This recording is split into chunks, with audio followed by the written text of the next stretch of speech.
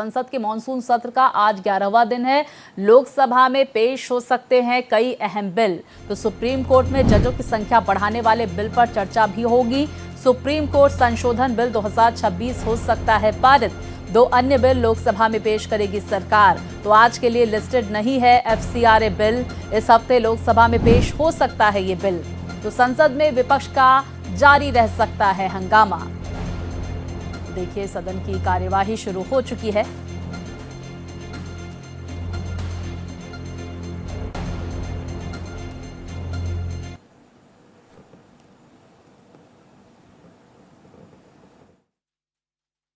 हर्ष सिंह, सुश्री प्रीति पंवार, सुश्री jasmine लेम्बोरिया, सुश्री साक्षी चौधरी, सुश्री प्रिया घांगस, सुश्री अरुणोदति चौधरी मेरे कोटा शहर की बेटी है।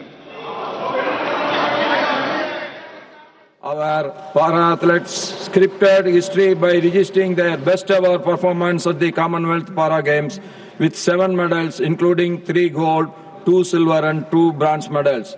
The remarkable achievement has brought immense pride and honor to the nation and bear testimony to the growing excellence of Indian sportspersons.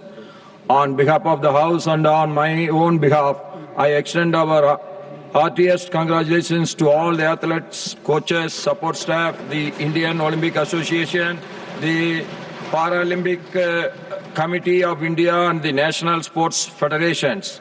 Our medal winners will surely serve as an inspiration not only to the budding sports talent in our country but also to every young Indian to pursue excellence through hard work, discipline, determination and perseverance. The House wishes our sportspersons continued success to bring even greater glory to Bharat in the years ahead. Papers to be laid on the table through Dr. L. Muruganji.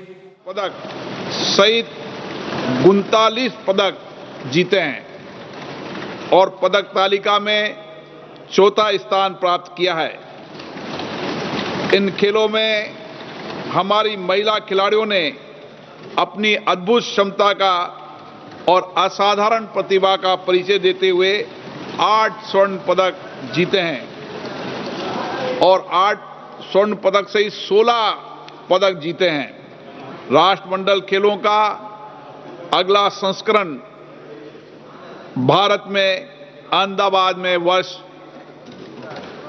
2030 में आयोजित किया जाएगा।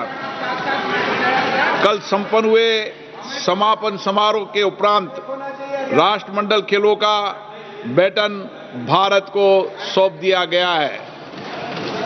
23वें राष्ट्रमंडल खेलों में उत्कृष्ट प्रदर्शन से देश के करोड़ों युवाओं और खिलाड़ियों को प्रेरणा मिलेगी। मैं सदन की ओर से देश का मान बढ़ाने वाले खिलाड़ियों, उनके कोच और टीम इंडिया को हार्दिक बधाई और शुभकामनाएं देता हूं।